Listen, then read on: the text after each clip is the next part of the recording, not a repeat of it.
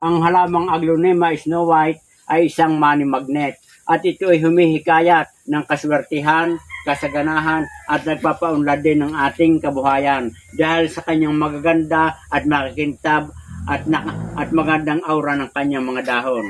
At ang halamang ito mga kabayan ay ayaw ng direct sunlight at ang gusto nito ay yung sa mahalumigmig na lugar na abot ng sikat ng araw. At itong Aglonema Snow White mga kabayan ay nag-a-attract ng abundance, prosperity, long life, and good health. At ito ay napakagandang ilagay sa hilagang silangan ng kanluran na sinisikatan ng araw. At kung sa loob naman ng bahay natin ilalagay mga kabayan, ay magandang ilagay sa wealth area sa sentro ng ating tahanan.